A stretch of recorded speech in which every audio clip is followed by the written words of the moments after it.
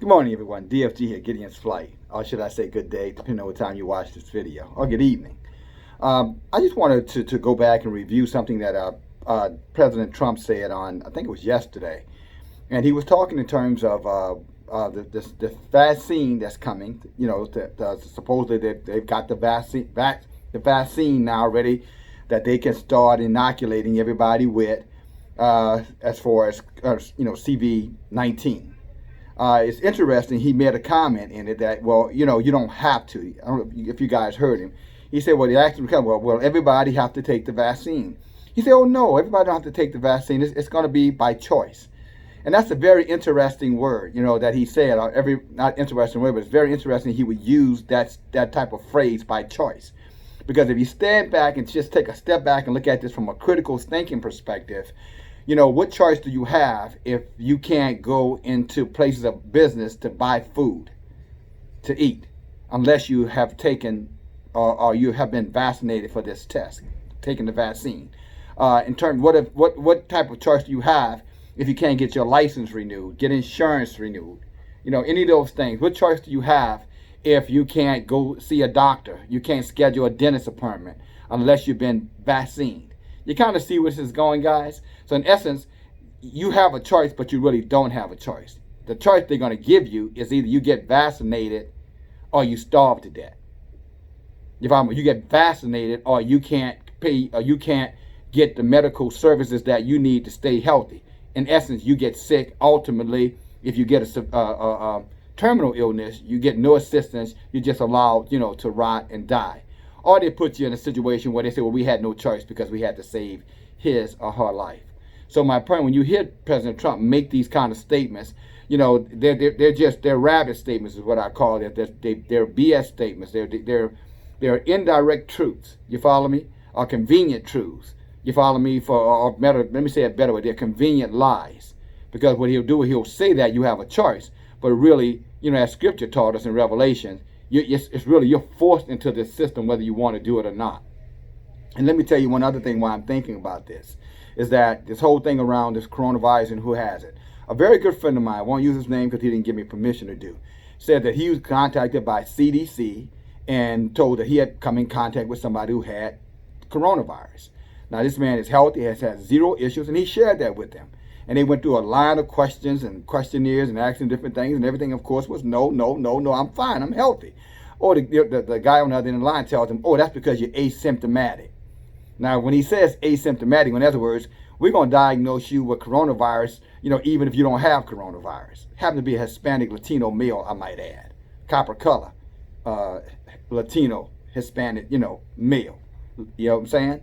And so my point is that they're going to give you coronavirus whether you have it or not. In other words, they were telling me, well, you're just one of those people who is docile, but you're still a danger. And the CDC is sending him an application that he has to fill out every single day with a list of symptoms so that and report back to them through the app that he's healthy. And they ask him stupid questions. Did you vomit today? Did you cough today? Did you sneeze today? Did your nose run today? Did you have a headache today? I mean, ridiculous question. If you're human, you're going to have one of those symptoms at some point on some day. And then someday they'll probably circle back, and he's aware of this, and I'm sure he'll take the right precautions to protect himself and his family.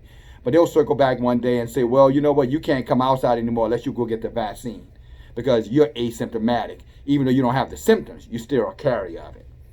And I bring this to your attention, guys, just so that you could be aware of just how diabolical they are in pushing this vaccine. And inside of this vaccine, me and one of my sons were looking at this on last night.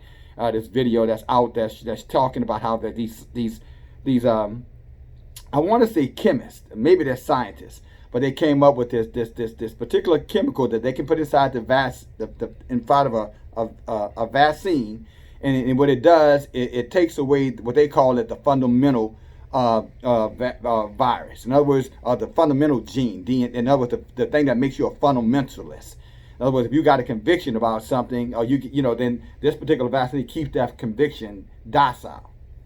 And this is what they're talking about putting. They've been working on this since 2005, I might add. So they have it ready now. Of course, they're saying, the Jews and how smart the Jews are. We know the fake Jews over in Israel and all over the country, of course, all over the world, I suspect. But they've come up, because they're so smart and they're so brilliant. They are a scientific superpower. That's the way they quoted it. The Jews, what I'm saying, not the Hebrew Israelites, but the Jews they're a superpower from a science standpoint. They're so damn brilliant. They're so damn devilish and wicked. You look at entertainment, Hollywood, etc. You see that. You don't need my help. Pushing the homosexual agenda, the abortion agenda, murder, slaughter agenda. Go ask the Palestinians how peaceful these people are and how decent they are. They'll tell you real quick they're a bunch of vicious devils. I digress. But as I get back to the vaccine and just warning you to be very careful, when Trump makes a comment like that, that's a bullshit comment. That's a cloak and dagger kind of deal. He's shaking you got one hand out to shake your hand, and he's got a dagger in the back. That as soon as you shake his hand and you turn everything in peace, he's gonna hit you in the back or the neck, slaughter you. So no, they're creating something where you don't have a choice. Because how do you have a choice when you're not allowed basic access to the things you need to survive unless you take the vaccine? And why would they have the military that's going to come and knocking on people's doors to apply that vaccine? Like he said, warp speed. So you need to be prepared. You need to be careful. We talked before. You need to store up goods. I don't know how long you can store up goods. If you had your own farms, or you had your own gardens and stuff, you could live without going to these markets. You follow me? You could be self-sufficient. You follow me? You had a well or something, in your yards or in your home. You could be sufficient. Some type of water purification system. But these are the only way you're going to be able to survive this, guys. And you're going to have to lose weight and get in shape. I said this many, many times. Because if you decide not to take this vaccine, I would strongly advise you not to take it. Because once you take it and they cause you to become docile, now you become just a zombie. You become a sheep. Now you don't even have any ability to resist anything. Hell, anything they tell you to do, you're going to do it. And therefore, they're going to eliminate you at some point because they're going to see you as a useless idiot. They're not telling you that now, but that's what you're going to become later on, a slave. A real, just as much as chattel slavery was, it's going to be human slavery here. And everything that the beast told them to do, they're going to do it. You're going to do it if you take that vaccine. Now, you can believe that or not, but I'm telling you, that's what's going to happen.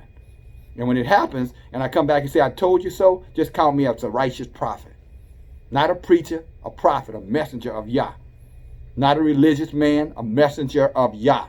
Someone he's using to voice and to speak the truth to the people. But again, at the end of the day, it's your decision. Whatever you decide to do, it's on you. You're going to have to live with the consequences. But like my elder, statesperson Joshua said years and years and years ago, you guys can do whatever you want to do. We know the way of the heathen, and we're not going to go the way of the heathen. Because as far as me and my house, we're going to serve Yah. And that's exactly what I'm going to do. Love you guys. Talk to you later. Bye now.